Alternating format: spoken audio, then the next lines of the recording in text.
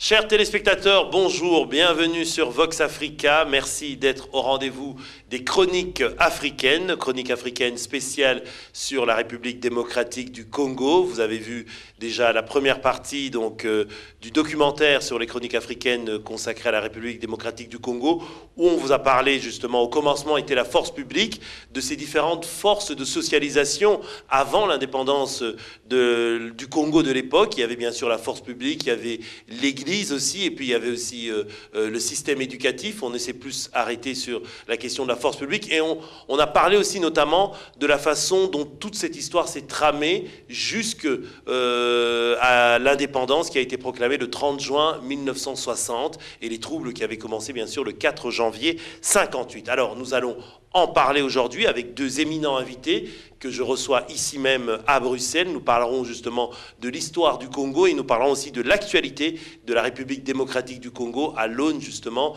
de cette tumultueuse indépendance et tumultueuse histoire politique de ce grand pays d'Afrique centrale. Je vous présente tout de suite mes invités et non des moindres. Pour commencer, Madame Justine Poyo-Kasavubu, merci d'être là. Alors, je rappelle que vous êtes présidente du Mouvement des démocrates, c'est un parti politique, hein. Vous êtes la présidente, vous êtes aussi présidente de la fondation de Joseph Kasavubu, parce que comme on l'a tous compris, vous êtes la fille du président Joseph Kasavubu, qui était le premier président du Congo, justement, au moment où ce pays a eu son indépendance. Et vous étiez aussi, je le rappelle, comme ça en passant, candidate à l'élection présidentielle en 2006, et vous avez aussi été membre du gouvernement, du premier gouvernement, donc du président Kabila, Laurent Kabila, c'est-à-dire le père, au moment où il a pris le pouvoir en 97. Merci d'être là. Merci beaucoup. À vos côtés, monsieur Anissé Mobé, chercheur en sciences sociales, politologue et aussi historien, auteur de plusieurs ouvrages sur l'histoire du Congo. Vous avez contribué notamment à des ouvrages qui reviennent sur cette époque coloniale. On en parlera, on les présentera à la fin de l'émission. Et on a déjà eu l'occasion de vous recevoir ici sur Vox Africa. Merci d'être là. Merci. Par rapport aux ouvrages, donc je ne suis pas auteur des ouvrages comme tel, mais je suis contributeur à plusieurs publications sur le Congo. Et enfin, vous m'avez présenté comme politologue, mais je participe à l'émission comme citoyen congolais, intellectuel engagé, disons, pour la cause de son pays. Alors justement, on a évoqué, parce qu'on rebondit en quelque sorte sur le documentaire Les Chroniques africaines qui a été diffusé sur Vox Africa la semaine dernière, et un documentaire qui avait pour titre « Au commencement était la force publique », donc avec cette idée que la force publique était une des instances de socialisation, notamment beaucoup de gens sont passés par là parce que c'était en fait une force de maintien de l'ordre, mais assez particulière, parce qu'il n'y a pas eu la même chose dans les autres colonies, par exemple françaises ou britanniques. Moi, je voudrais revenir vers vous, Madame Poyo-Kasavubu, et vous demander, vous, quel souvenir vous avez justement de cette époque de l'indépendance du Congo en tant que fille du premier président de la République du Congo? Évidemment, ce sont des souvenirs d'enfants, mais j'aimerais quand même retenir par rapport au cursus qui était le nôtre par la suite, c'est qu'en fait, c'était un grand tournant, évidemment, dans notre histoire, un tournant alimenté de beaucoup d'espérance pour l'avenir et surtout les grandes promesses de démocratie, d'émancipation pour notre pays. Et je me souviens quand même que ce qui a manqué au peuple congolais et aux dirigeants de la Première République, c'est sans doute la mesure de la dimension géopolitique dans laquelle notre pays était impliqué. Et je crois que justement cette dimension géopolitique a pu expliquer bien des péripéties qui nous affectent encore aujourd'hui. Mais j'aimerais plutôt retenir que la Première République a surtout voulu marquer l'élan de ce pays dans un engagement pour le progrès et pour le développement de notre pays. Donc c'était une confiance dans les institutions de notre pays, une confiance dans la classe politique, mais aussi une confiance dans la société civile qui était amenée à conjuguer ses efforts auprès des dirigeants pour que vraiment le Congo puisse être à la hauteur de cette grande ambition que le président Kasavubu avait pu afficher, c'est-à-dire un pays qui peut assumer son développement, qui peut assumer son destin dans une souveraineté maîtrisée. Alors, on a souvent coutume de dire, je vous pose la question, puisque vous avez, comme vous avez dit, un regard aussi sur cette période, que ça a été décidé un peu dans la précipitation, l'indépendance du Congo.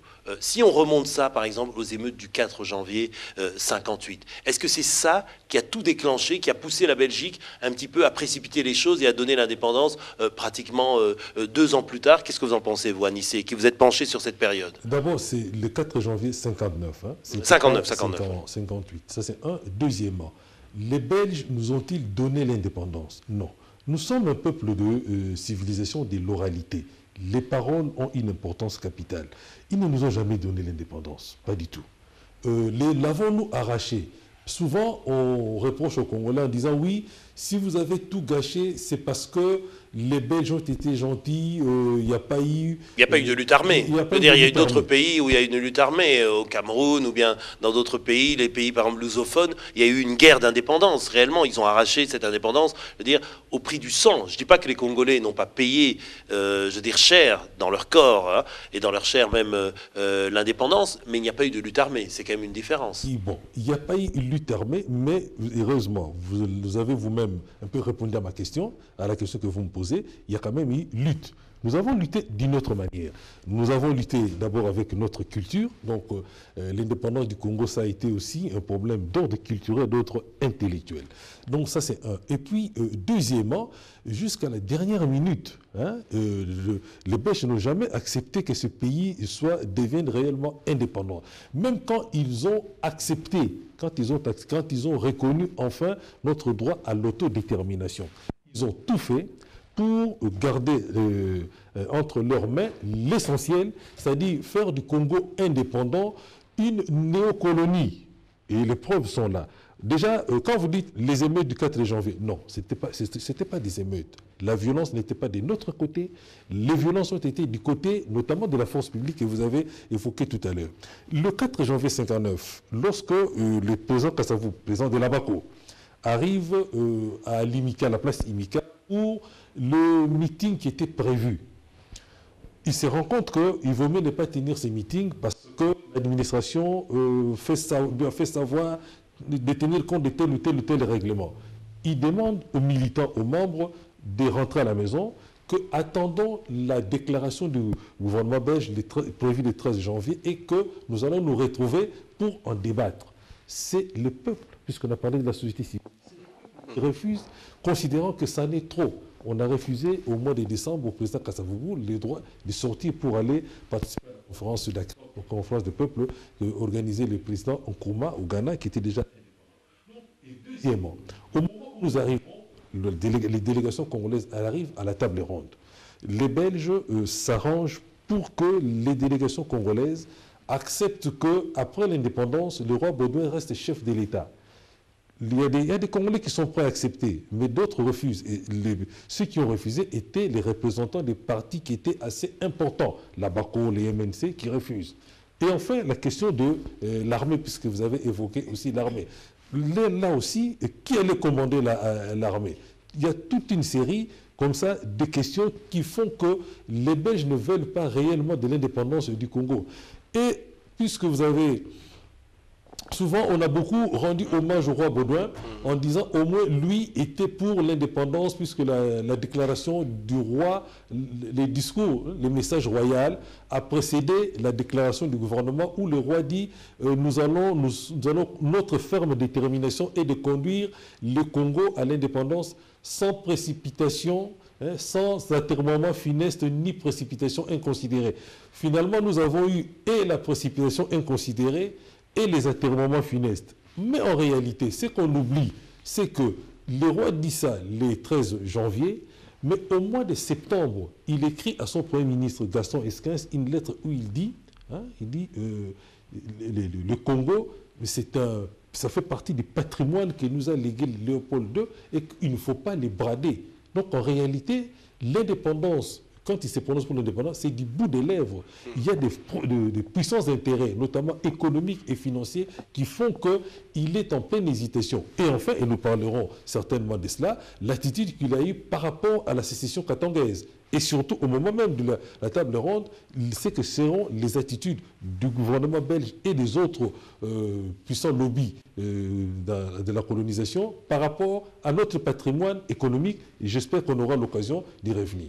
Alors, je pose la même question à Justine Poyo-Kasavubu. Est-ce que vous aussi, vous avez la même interprétation que M. Anissé Maubé en disant cette indépendance, elle ne nous a pas été octroyée, comme voudrait peut-être une rumeur ou en tout cas une interprétation commune, mais on l'a arrachée, si pas par lutte armée, mais par une véritable lutte aussi de terrain, lutte de la société civile, lutte des syndicats, lutte des organisations sociales.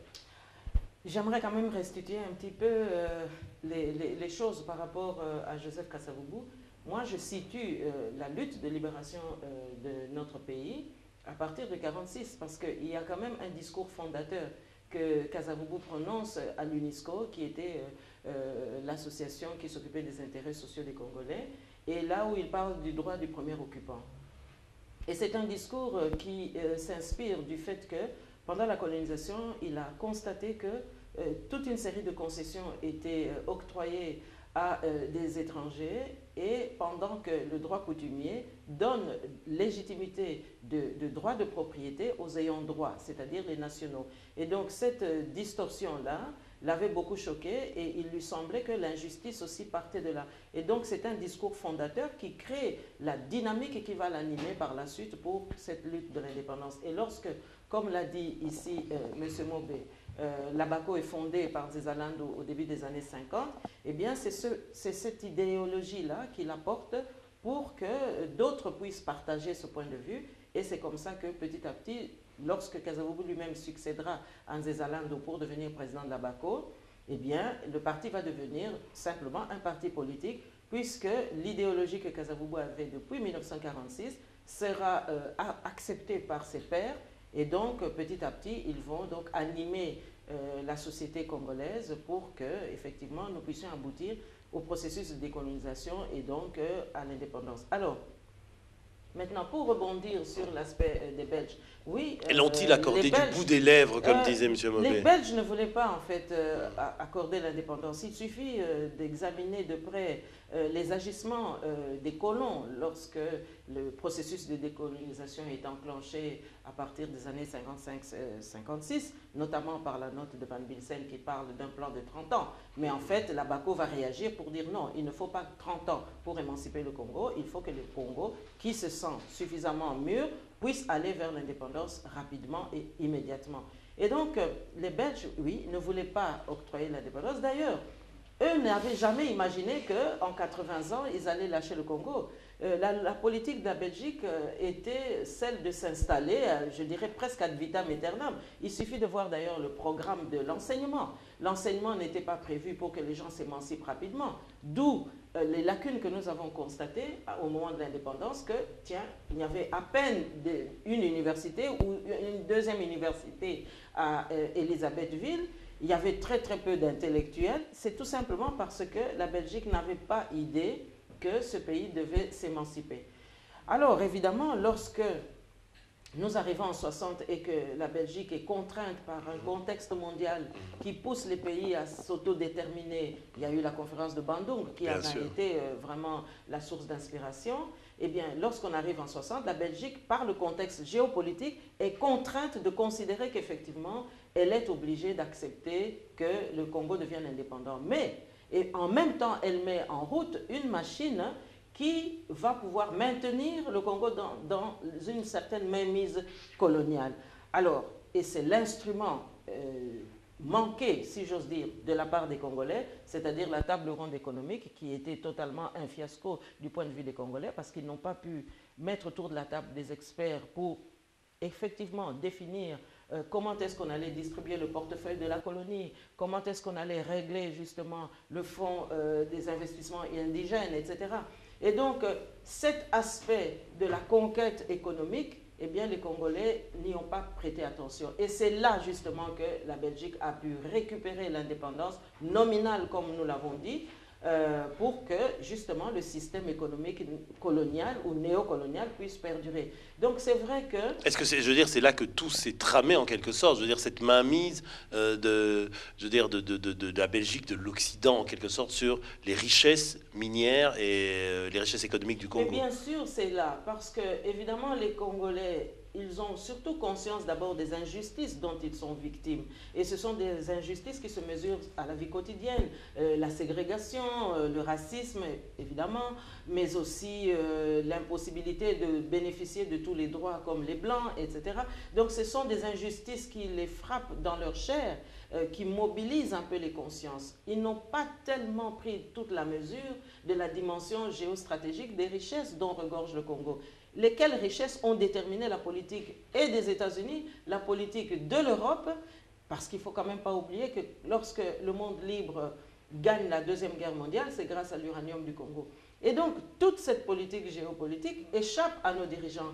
Et c'est là que se tissait en fait l'avenir du Congo, d'où toutes ces instabilités que nous avons pu déplorer depuis 1960 jusqu'à nos jours. Donc, c'est vrai, les Belges étaient plutôt contraints de lâcher l'indépendance, mais ils ont mis en route toute une logique de récupération de cette indépendance et c'est ce qui explique la politique que nous vivons aujourd'hui. C'est ce qui explique que, par exemple, aujourd'hui, alors que nous venons d'avoir des élections et qu'il y a un vainqueur, eh bien, on tergiverse. Pour le cas du Congo, on ne se précipite pas pour dire oui, qui a gagné ou accepter que ce que le peuple a décidé, c'est bien entendu ce qu'on va entériner, comme on a pu le voir en Côte d'Ivoire. En 48 heures, la communauté internationale était tout à fait d'accord qui était à son point de vue le gagnant. Ici, il y a un gagnant évident, mais on tergiverse. Pourquoi? Parce que le Congo est un cas particulier, est un cas différent, étant donné que la géopolitique, encore une fois, elle, est en train de déterminer pas mal de comportements. On va y arriver, on va arriver à l'actualité. C'est une histoire intéressante, palpitante, mais en même temps qui nous interpelle en tant que Congolais. Bien sûr. Parce que il y va de notre destin aujourd'hui et je dirais même de notre survie en tant qu'État. En tant que Congolais, même en tant qu'Africain, je veux dire, en tant qu'humain, parce que dans une chaîne panafricaine comme Vox Africa, l'idée c'est essayer d'interpréter, en tout cas, d'analyser l'histoire du Congo pour en tirer les leçons, non seulement pour les Congolais au premier chef, mais aussi pour tous les autres pays africains qui regardent cette histoire souvent en ne connaissant pas le dessous des cartes, ou alors en ayant eu simplement l'interprétation d'une seule partie. Et là, on essaye justement de vulgariser, en quelque sorte, cette histoire. Mais je reviens vers vous, Anissé. On s'arrête à cette question-là. On était en train d'évoquer, on disait... ça n'a pas été octroyé, ça a été acquis par une lutte, même si ce n'est pas une lutte armée. Vous avez remonté jusqu'à 1946, un discours, une conscientisation politique, sociale des intellectuels congolais. Mais après, on l'a dit, c'est au moment des tables rondes, tables rondes politiques, tables rondes économiques, qu'en quelque sorte, tout s'est tramé. On a roulé les Congolais dans la farine, si je puis dire, mais parce qu'en fait, il y avait des symétries. Je veux dire, en face d'eux, il y avait des hommes aguerris, une classe politique belge avec grande expérience.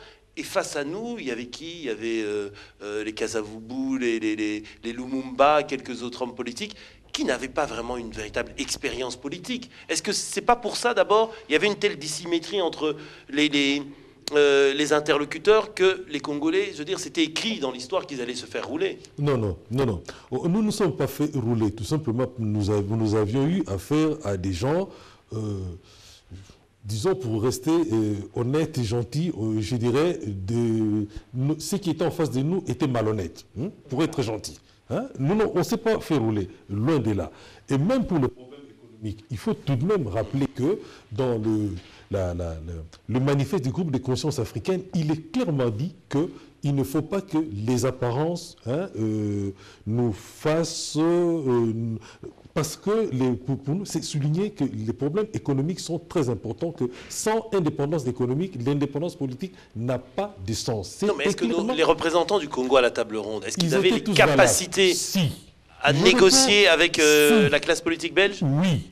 Quand vous dites la classe politique belge aguerrie, il faut tout de même rappeler que depuis la libération de l'Europe, en 1940-45, la Belgique est entrée dans une crise et politique et institutionnelle aiguë. La Belgique a été à deux doigts de la guerre civile parce que plus personne ne voulait de Léopold III ici. La classe politique belge s'est déchirée. C'est parce qu'il y a eu pression, notamment des États-Unis d'Amérique, craignant que les communistes ne profitent de cette crise-là pour faire un coup d'État. Enfin, ça c'était le syndrome soviétique à l'époque. Donc, il ne faut pas prendre cette classe politique belge pour des gens aguerris. Non. Ils ont aussi des faiblesses, parfois même, je dirais, des faiblesses beaucoup plus graves que la classe politique congolaise. La Belgique vient de franchir le cap de 500 jours sans gouvernement.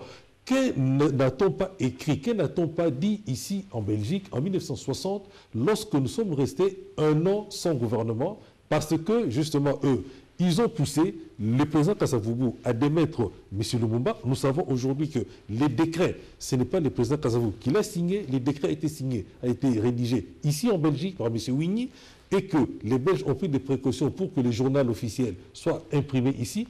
À l'époque, lorsque le chef de l'État, M. Kasavubu... On va revenir sur cet épisode, mais peut-être juste terminer sur l'histoire des tables rondes politiques et économiques, votre interprétation des choses. Oui, mais tout ça est lié. Lorsque le président Kasavubu vient lire les décrets, on s'est moqué de lui, nous savons aujourd'hui pourquoi, c'est parce que ça ne venait pas de lui. Donc il ne faut pas, disons, angéliser cette classe politique belge. Alors, face à la table ronde, d'abord, quand les délégations congolaises arrivent ici, elles sont divisées. Ce sont les étudiants, c'est à l'initiative des étudiants congolais en Belgique à l'époque, notamment Marcel Liaou, qui était à l'époque étudiant à la faculté de droit de Louvain, que les hommes politiques belges les Congolais vont se réunir ici rue Béliard, au siège des amis de présidence africaine, pour constituer le front commun qui a désarçonné le Belge. Non, nous avions des gens qui étaient compétents, des gens sérieux, conscients de leurs responsabilités et qui savaient ce qu'ils voulaient.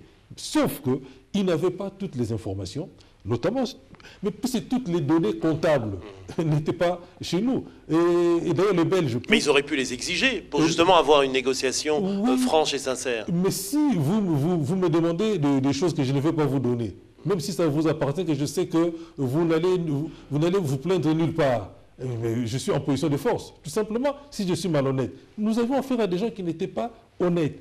Pour donner une preuve, la manière dont les Belges se sont pris pour dissoudre le fameux CESCA, le comité spécial du Katanga, créé en 1906 par un contrat entre la compagnie du Katanga et l'État indépendant du Congo, ils ont créé le CESCA, comité spécial du Katanga, à qui on a accordé le droit d'administrer le Katanga pendant 99 ans. Le CESCA, le Katanga, nous sommes devenus colonie belge en 1908, mais ce n'est qu'en 1910 que le Katanga, la province du Katanga, a intégré les giron administratifs de la colonie. C'est pour vous dire. C'est-à-dire que le CESCA était vraiment un État dans l'État, était propriétaire, enfin en tout cas actionnaire majoritaire de l'Union minière. Eh bien, c'est le 27 juin, 3 jours avant l'indépendance, 1960 donc, appliquant les droits belges, que les Belges vont dissoudre le CESCA. Vous savez qu'au mois de novembre 1964, le chef de l'État, M. Kasavubu, va aussi dissoudre le CESCA. Et je pense que on n'en parle pas beaucoup, mais c'est une des raisons qui a aussi motivé le coup d'État un an plus tard. Parce que ça, c'était vraiment s'attaquer à quelque chose de très très puissant qui manipulait beaucoup d'argent. Non, nous avions affaire, il faut le dire aujourd'hui, avec beaucoup de force. Nous avions affaire à des personnalités qui étaient conscientes de leurs responsabilités. La preuve, puisqu'on a parlé du patrimoine du fameux portefeuille.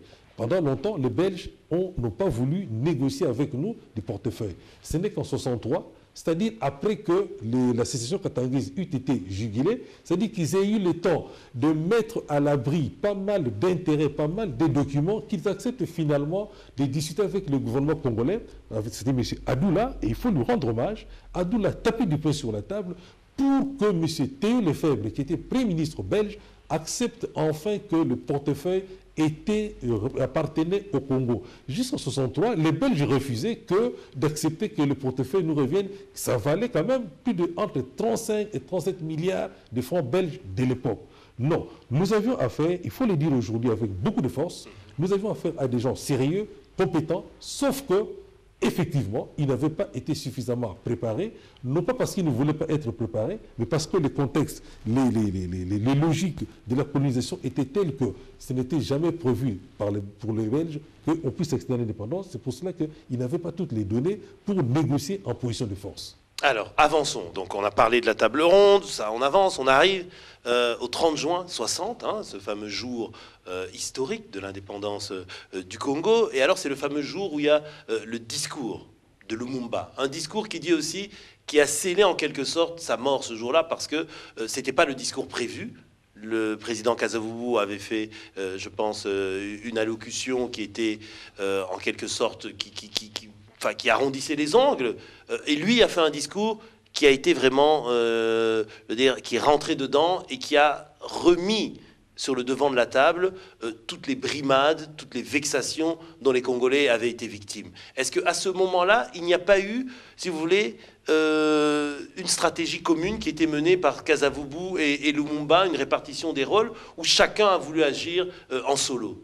Qu'est-ce que vous en pensez? Mais justement, cette journée est assez symptomatique des relations absolument incestueuses, parce qu'il faut le dire ainsi, qui ont perduré entre l'ancienne colonie et la nouvelle nation qui était proclamée le 30 juin 60. Parce qu'en fait, la journée du 30 juin 60 était une journée protocolaire. C'était une journée de passation de pouvoir.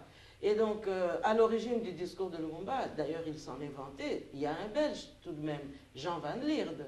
Alors, il était quand même censé savoir que ce n'est pas dans un cadre pareil qu'on doit pouvoir faire naître de la polémique.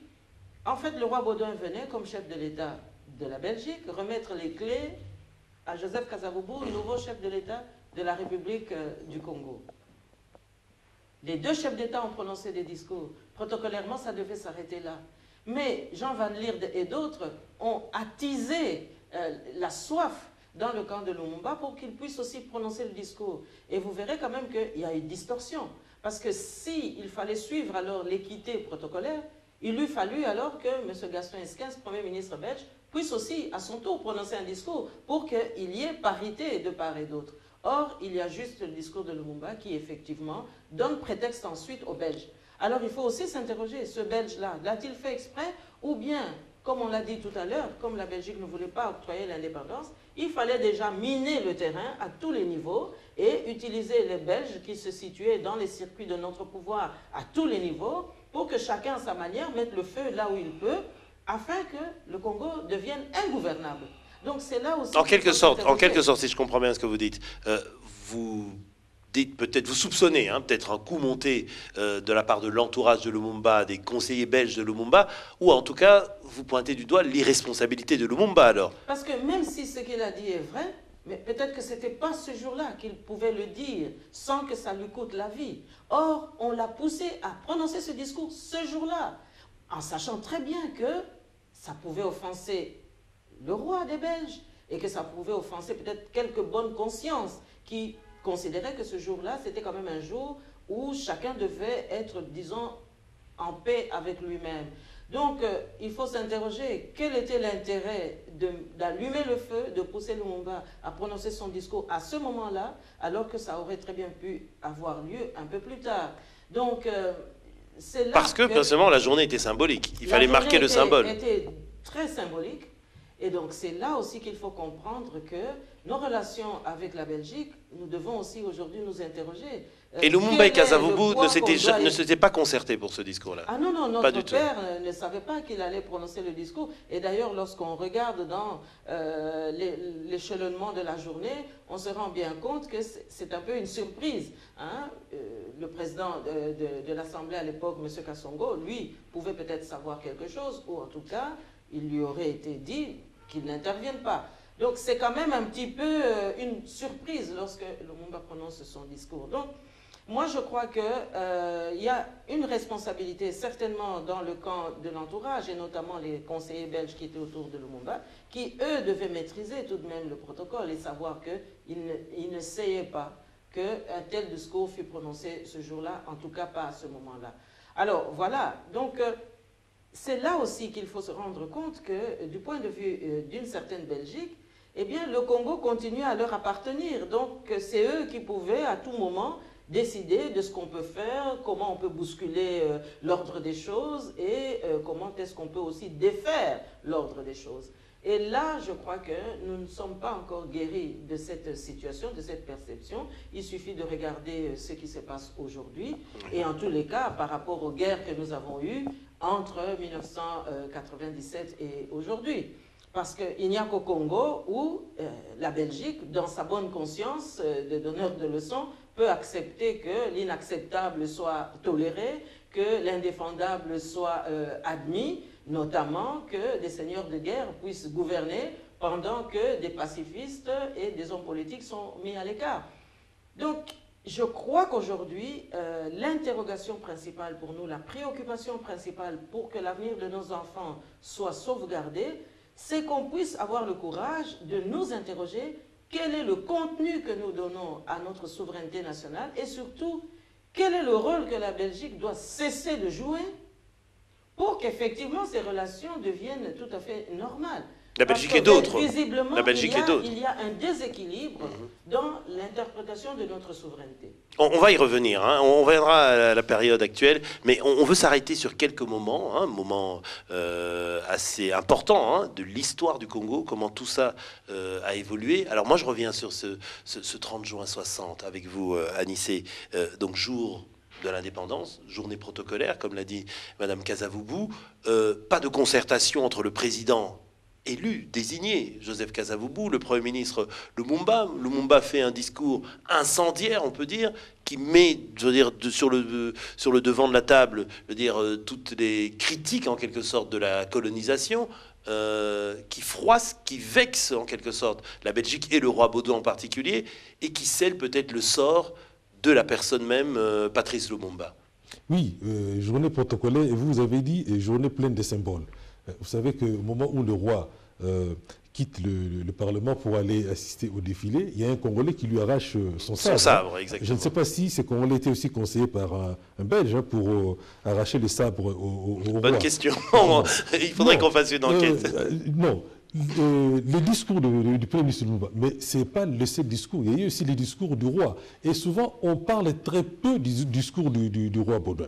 Et pourtant, ici en Belgique, il y a des professeurs d'université qui commençaient déjà à étudier la société congolaise, les processus d'indépendance, qui ont fait savoir au cabinet du Premier ministre que c'est un tel discours, on ne peut pas prononcer un tel discours le jour où un pays devient indépendant. C'était trop paternaliste.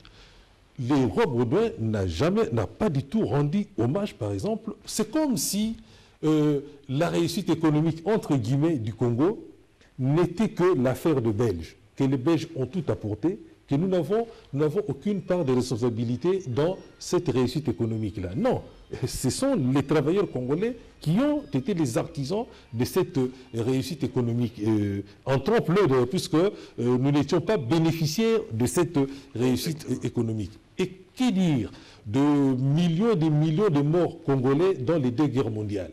La Première Guerre mondiale, quand nous avons écrasé les armées allemandes au Rwanda, au Burundi, au Tanganyika et même au Cameroun, ça a permis à la Belgique diplomatiquement de s'asseoir à 2 reprises à la table des vainqueurs, alors même qu'en 1940-1945, la Belgique était militairement écrasée et diplomatiquement diminuée. De tout cela, rien du tout.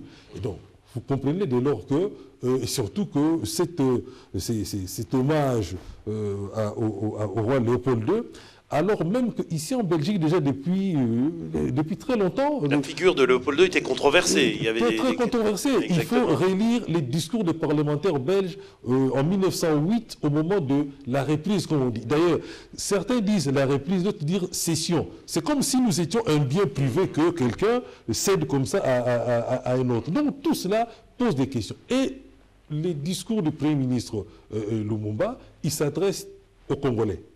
Il dit, vous êtes les vainqueurs, vous avez gagné. Fallait-il les prononcer à ce moment-là et ces jours-là? La question reste ouverte. Parce qu'il n'a rien dit de historiquement faux. Et sur le plan protocolaire, fallait-il... D'abord, les Belges étaient surpris. Mais vous savez, les Belges ont toujours été surpris par les réactions des Congolais, à tout point de vue. Déjà, en 1958, le jour où M. Kasavubu, grand vainqueur, président de l'Abaco, c'est ce moment-là, aux élections municipales de 1957, que l'Abaco, qui au départ était une association culturelle, devient parti politique, hein, avec cette victoire écrasante aux élections municipales. M. Kasavubu, le jour où il est installé, dit, pour nous Congolais, il ne dit pas pour nous Bakongo, alors qu'il est président de l'Abaco. Il dit non. Fort de la confiance du suffrage universel, tirant maintenant sa légitimité de l'expression électorale des Congolais, il dit calmement, pour nous Congolais, cette élection n'est qu'une étape pour aller jusqu'à l'indépendance. Il est sanctionné. Il est sanctionné. La même année, son ami et ancien condisciple Maloula, ils ont étudié ensemble à Mbatakela, et puis à Kabwe, au grand séminaire. Rappelez-vous, en 69, le jour de funérailles du président Kasavubu à Notre-Dame du Congo, lorsque Maloula lui a dit « Mon cher José, quand nous étions au séminaire de Mbatakela, il dit au peuple, vous connaissez tous celui que nous pleurons. Le premier qui, dans notre pays, a fait résonner les tam-tams de l'indépendance. » C'était vraiment des amis, des condisciples. Et vous savez, les destins parfois des clins d'œil. Ils ont été condisciples, amis. Ils se retrouvent tous les deux dans cette commune de Dendal, l'un bourgmestre, donc maire, l'autre curé, le premier curé noir du Congo. Eh bien, le jour, en 58, la même année, Kassavou vous dit aux Belges, pour nous Congolais, il faut aller plus loin. Il est sanctionné. La même année, en Belgique, Maloula, au congrès de l'humanisme chrétien, dit il vaut mieux accorder l'indépendance 5 minutes plus tôt que 5 minutes plus tard. Donc vous voyez que les discours des intellectuels congolais, Maloula, Kasavubu, tout comme les discours de Patrice Lumumba, le 30 juin, eh bien, l'expression intellectuelle des Congolais, l'expression politique des Congolais a toujours surpris les Belges, tout simplement parce qu'ils veulent toujours nous considérer comme des gamins. Eh bien, c'est toujours, dans un cas comme dans l'autre, c'était pour leur dire non, nous ne sommes pas des gamins, nous avons vocation à traiter avec vous d'égal à égal. Peu importe les moments de les dire, peu importe l'endroit, l'essentiel, c'est de pouvoir s'affirmer. Donc pour vous, ce n'est pas une erreur politique, une erreur tactique de la part de Lumumba? Il y a toujours, et on peut toujours a posteriori qualifier d'erreur politique telle ou telle attitude, tel ou tel comportement. En fait, les Belges en voulaient déjà à Lumumba. Ne fût-ce par exemple qu'au moment où, au mois de juin, après les élections, lorsqu'il multiplie les obstructions pour la formation du gouvernement, il faut tout de même rappeler que c'est avec les voix des parlementaires du MNC que le chef de l'État, Kasavubu, est élu chef de l'État. Ça, au grand dam des Belges. Alors donc on était en train de parler bien sûr donc, de ce discours, ce fameux discours du 30 juin 1960. Alors évoluons aussi, donc l'indépendance est donnée au Congo à l'époque. Et puis alors, bon, tout va, je veux dire, aller un petit peu en fiasco, ça va mal se passer. Et notamment, au cœur de ça, il y a un petit peu la mésentente, et vous l'avez évoqué tout à l'heure, Anissé, cette double, en quelque sorte, donc l'un a démis, le Premier ministre a démis le président a démis le Premier ministre, donc Kasavubu face à Lumumba, Lumumba face à Kasavubu. Est-ce que la mésentente entre ces deux hommes n'est pas ce qui a justement, en quelque sorte, coulé le Congo et conduit au fiasco de l'après-indépendance? Qu'est-ce que vous en pensez? Et expliquez-nous aussi aujourd'hui, est-ce que vous avez un témoignage précis de savoir pourquoi il y a eu ce désordre-là et pourquoi il n'y a pas eu d'entente entre Kasavubu et Lumumba, alors que, comme le disait Anissé tout à l'heure, Kasavubu avait même été élu président grâce aux voix du MNC, c'est-à-dire les voix du parti de Patrice Lumumba. Mais on l'a dit tout à l'heure, c'est-à-dire que le rôle d'une certaine Belgique, c'était de considérer que le Congo n'est pas indépendant, que le Congo reste une propriété de la Belgique et donc il faut à tout moment donner des directives. Alors moi je dirais que ce conflit, cette dualité était tout à fait artificielle puisque nous l'avons dit également que la Belgique avait été courroucée par le discours de Lumumba prononcé le 30 juin. Et donc tout ce qui intervient après, c'est toute une succession de comportements qui va permettre à la Belgique de justifier la mise à l'écart de Lumumba. Mon père, le président Kasavubu, évidemment, en tant que chef de l'État, lui aussi, il est victime de toutes ces pressions. Mais en tant que chef de l'État, il est garant de la nation aussi. Et donc, il ne peut pas focaliser son comportement uniquement sur le conflit qui est entretenu par certains milieux entre lui et Lumumba. Il a aussi l'autre dimension de ses responsabilités, c'est-à-dire s'occuper du Congo. Mais moi, ce que j'aimerais surtout relever ici, c'est que nous n'avons pas tiré, nous, les Congolais, les leçons de cette dualité-là, les leçons de la duplicité et du rôle ambigu, ou plus ou moins avéré d'ailleurs, de la Belgique par rapport à ce conflit-là. Parce qu'il suffit de regarder ce qui nous arrive aujourd'hui. Le Congo se considère comme un pays indépendant. Bien sûr, il y a eu des conflits. Bien sûr, nous n'avons pas toujours été à la hauteur. Il y a eu des guerres dans lesquelles les Congolais eux-mêmes étaient complices du dépérissement de leur propre pays. Mais à partir du moment où il y a eu des règles du jeu et que le peuple congolais accepte d'aller aux élections, accepte de jouer le jeu, qu'est-ce qu'on constate? Il y a de nouveau une ambiguïté de la Belgique. Parce que, de nouveau, comme en 60, il y a l'anathème qui est jeté sur un des acteurs politiques. J'ose le dire aujourd'hui. Pourquoi est-ce que M. Tshisekedi, dont tout le monde sait qu'il a gagné les élections, on n'accepte pas? Parce que, on se dit, mais avec M. Tshisekedi, ce ne sera pas facile de travailler. Avec M. Tshisekedi, ça va être difficile. Avec M. Tshisekedi, ce sera compliqué. Il est imprévisible. Mais est-ce qu'un pays souverain doit se préoccuper du fait qu'on considère son chef de l'État comme imprévisible? Est-ce qu'on ne savait pas que M. Tshisekedi est M. Tshisekedi avant qu'on aille aux élections? Donc aujourd'hui, qu'est-ce qu'on voit? Un gouvernement belge qui a mis 500 jours pour exister, qui arrive avec des félicitations vis-à-vis d'un candidat qui a perdu les élections. Donc ça montre bien que les attitudes sont restées figées au modèle politique, au modèle comportemental que les Belges avaient affiché déjà en 60. Ça veut dire qu'il y a péril en la demeure. Et moi, j'aimerais qu'on tire plutôt les leçons. Quel est le contenu de notre souveraineté nationale par rapport aux relations bilatérales avec la Belgique, mais aussi par rapport à l'Union européenne? Je vous ai dit, le contexte mondial, la géopolitique, elle nous frappe encore aujourd'hui. On nous parle de mondialisation, mais en fait, mondialisation, ça risque d'être synonyme de colonisation ou de néocolonisation. Parce que, encore une fois, 100 ans après la première conquête de notre pays par la colonisation, fin du 19e siècle, début 20e, eh bien, le monde occidental se trouve à la croisée des chemins parce qu'il y a une crise économique, il y a une crise financière, il faut de nouveau trouver des ressources, le développement technologique est tel que les exigences de l'économie et de l'expansion économique occidentale, eh bien, a besoin de trouver encore des réponses pour pouvoir y répondre. Et c'est encore le Congo qui est vraiment en tête d'affiche pour pouvoir apporter les réponses par rapport à ses richesses, par rapport à ses matières premières. Vous parlez quoi, des réserves de coltan, oui, de nobium, voilà, de tous ces métaux précieux? Et alors, on nous arrive avec une mondialisation qui ne dit pas son nom, mais en fait, ça risque de s'agir d'une néocolonisation, puisque à l'aval de ce comportement économique, il y a des politiques qui vont féliciter le perdant. Donc, en fait... Non, mais je vous rappelle aussi que les premiers messages de félicitations et même de reconnaissance, puisque c'est de ça qu'il s'agit, hein, pour ceux qui n'ont pas compris, de la victoire du président Joseph Kabila aux élections présidentielles donc, de cette année, enfin en 2011, que vous contestez, hein, comme vous l'avez dit. On sait qu'il y a eu en tout cas des malversations, des tricheries, et en tout cas des fraudes à une échelle plus ou moins importante. Ça a été dit par des organisations, des observateurs à la fois étrangers, congolais. Ça a été récemment dit par la conférence des évêques du Congo.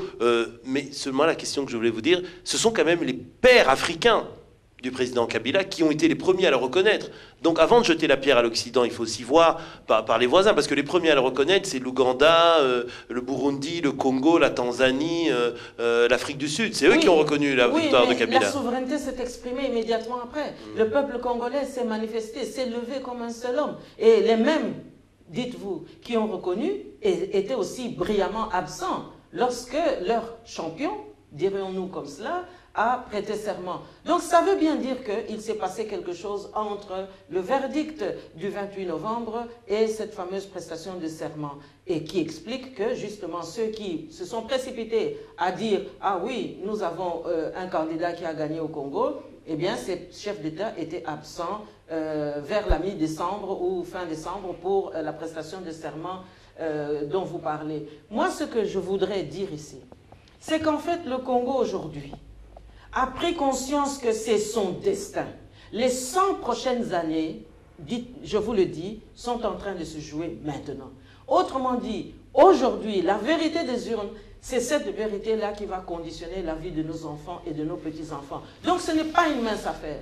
Et là, j'aimerais vraiment ici encourager le peuple congolais à rester courageux, à rester conquérant, à rester vraiment déterminé, volontariste, parce qu'en fait, nous ne défendons plus notre vie. Nous défendons en fait l'avenir de nos enfants. Et donc, il va falloir que, une fois pour toutes, on puisse définir réellement le sens des relations que nous voulons avec la Belgique notamment, parce qu'en fait, c'est le premier pays occidental qui sort du gond, qui sort du carcan de l'unanimité pour reconnaître qu'il y a eu des problèmes au Congo et pour casser cette unanimité, pour lancer des félicitations. Donc, en fait, ça peut être un ballon d'essai pour voir si on peut encore asphyxier le peuple congolais. Et moi, je dis non à cela.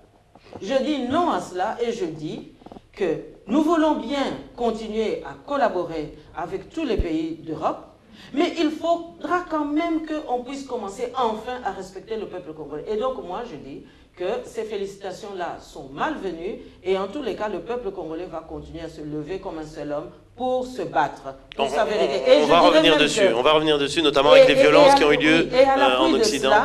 On entend toujours en Belgique dire, oui, que ceux qui contestent, ce sont les partisans de M. Tshisekedi. Mais c'est faux. Et c'est même, je dirais, malveillant. Parce qu'en fait, c'est tout un peuple qui se dit, ce qui s'est passé en 2006, c'est-à-dire la victoire de Mbemba qui a été reniée, eh bien, nous ne voulons plus répéter la même chose. Nous ne subirons plus le même sort. Ça, c'est un point de vue, parce qu'en 2006, la communauté internationale avait reconnu la victoire de Kabila. Mbemba lui-même a reconnu la victoire de Kabila. Mais je voudrais bien souligner qu'à cet égard, vous-même, vous étiez candidate en 2006. J'étais candidate, mais nous étions aussi marginalisés parce que, en fait, la politique, c'était quoi? C'était parce qu'il faut le dire, en 2001, c'est un coup d'État qui s'est passé. Lorsque Kabila arrive au pouvoir, c'est après l'assassinat de Laurent Désiré Kabila. Donc, c'est un coup d'État. Alors, ça veut dire que la communauté internationale a accrédité l'accession au pouvoir par les armes. Et donc, on a fait de l'impunité une sorte de prérogative pour pouvoir gouverner. Et cette impunité, en octroyant aux seigneurs de guerre la possibilité de gouverner, eh bien, on a balayé les crimes qui ont été commis.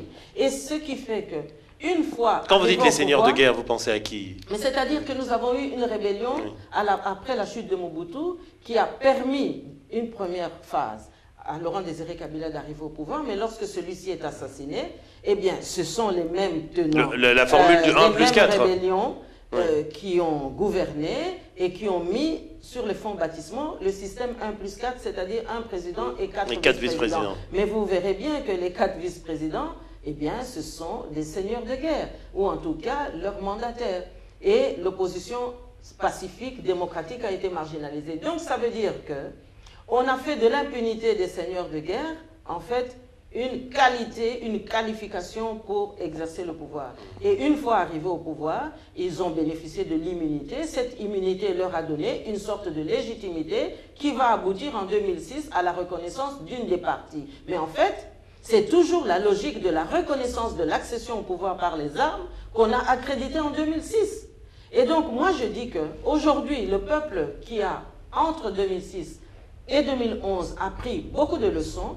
Le peuple a dit, cette fois-ci, nous allons nous exprimer et nous approprier, nous réapproprier notre histoire, notre vérité. À travers les urnes. Des urnes a été exprimée sur la personne de M. Tshisekedi. Mais comme M. Tshisekedi, de nouveau, comme en 60, est un tout petit peu, disons, qualifié comme M. Lumumba, c'est-à-dire imprévisible, etc., etc., eh bien, la communauté internationale se tait et veut laisser pourrir la situation, pensant que les Congolais vont se fatiguer à l'usure.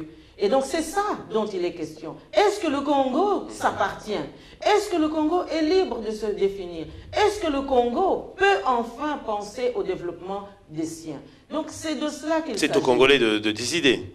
Les Congolais ont décidé, mais maintenant il faudrait que la pression internationale, les taux de la communauté internationale se desserrent autour de notre souveraineté pour que la communauté internationale puisse accepter que le choix du peuple, eh bien s'il faut négocier des matières premières, s'il faut négocier des programmes, des contrats, eh bien nous avons désigné une personne pour le faire.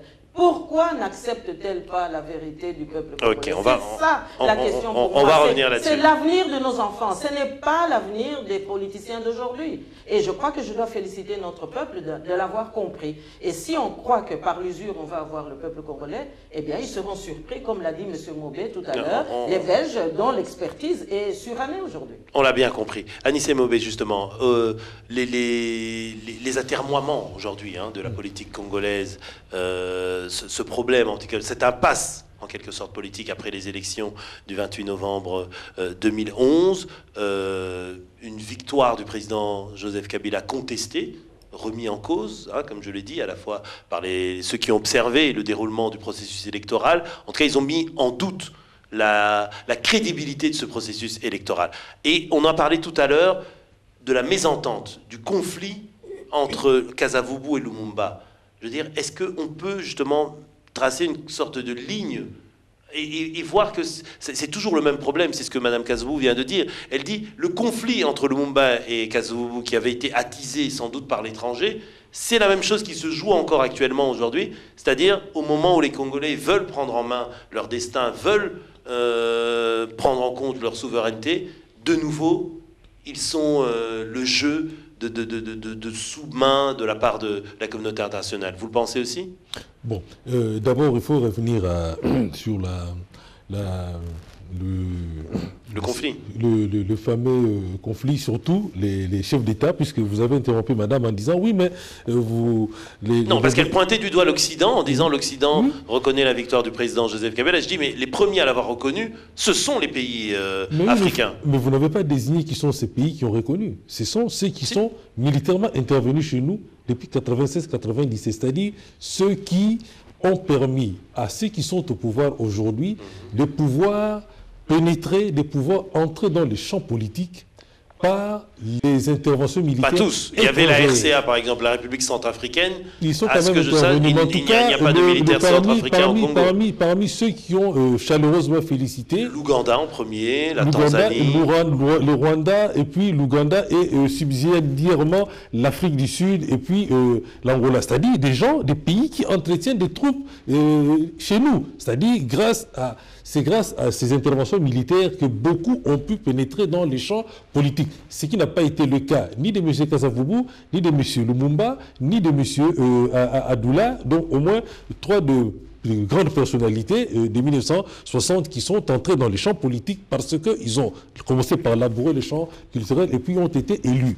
Ça, c'est un. Donc, ceux qui ont félicité, c'est parce qu'ils veulent que le Congo soit affaibli, soit fragilisé par un leadership politique manquant de légitimité, ce qui leur permet de pouvoir, sur le plan économique, continuer le bradage, le pillage de nos ressources économiques.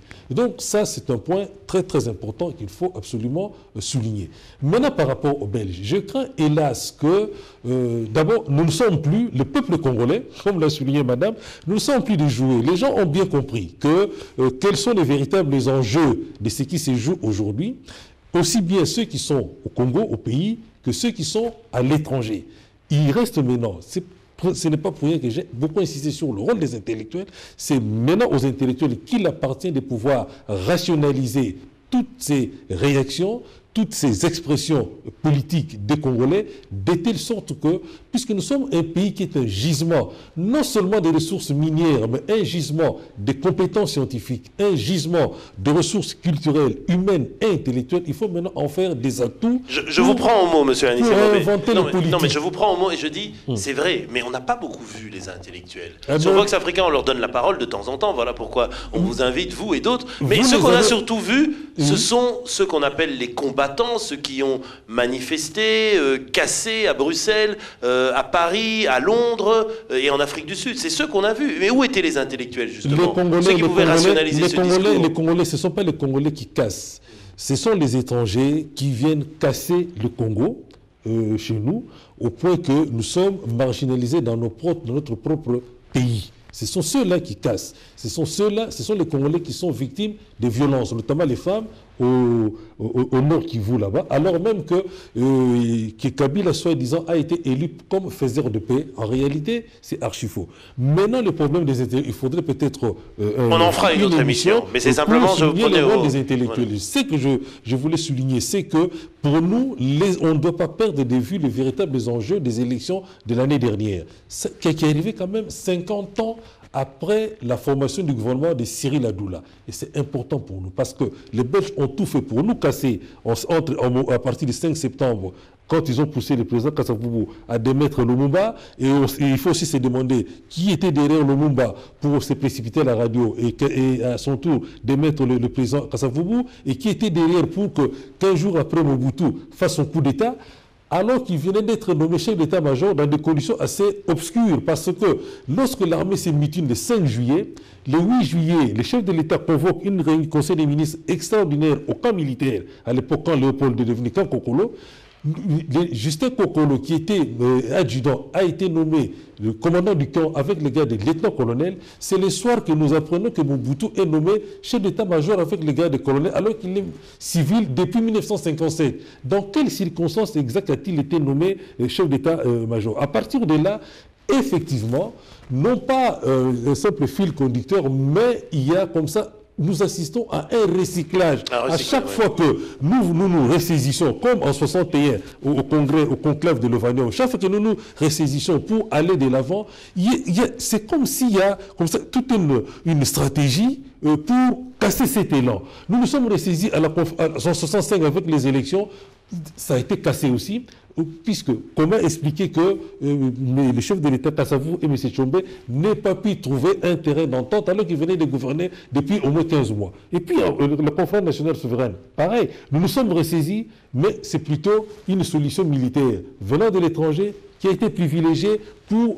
je crains que cette fois-ci aussi, on laisse pourrir une situation de telle sorte qu'une logique externe puisse à nouveau venir départager les choses. Donc votre diagnostic, c'est qu'à chaque fois, il n'y a pas de, pourquoi il n'y a pas de solution interne? La solution est toujours externe.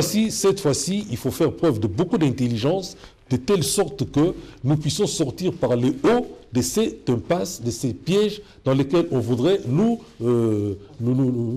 plonger. Et je pense que nous avons cette fois-ci les moyens d'éviter ces pièges-là. Nous avons les moyens, en tout cas nous devons mobiliser les ressources qui sont en notre possession parce que les vrais enjeux c'était quoi? Renouvellement de la classe politique congolaise. Parce que ce sont des... Tout à l'heure, on a parlé de prime à l'impunité. Effectivement, c'est quand même bizarre qu'en 2006, les deux candidats qui aient été qualifiés pour le deuxième tour soient des candidats issus des mouvements de rébellion actionnés depuis l'extérieur. Pourquoi? C'est comme si, dans la classe politique congolaise, qui n'ont pas fait les choix de la violence militaire, il n'y avait pas de personnalité capable. Cette fois-ci, il y a une personnalité qui n'est pas issue de rébellion, qui est candidat, et puis nous voyons ce qui se passe. Et deuxièmement, la question des intellectuels est très importante parce que les comportements de notre Cour suprême laissent à désirer et nous interpellent tous en tant qu'universitaires parce que je rappelle quand même que l'enseignement du droit était un des enjeux au moment de la création de l'Université de Louvain. Donc, renouveler la classe politique pour réinventer les politiques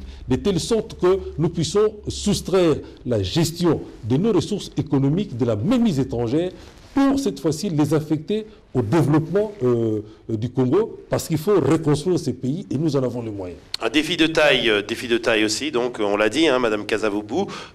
Bien sûr, on ne pouvait pas épuiser ce débat en 1 heure et un peu plus de temps. On en refera d'autres ici sur Vox Africa, dans le cadre des chroniques africaines et d'autres émissions aussi.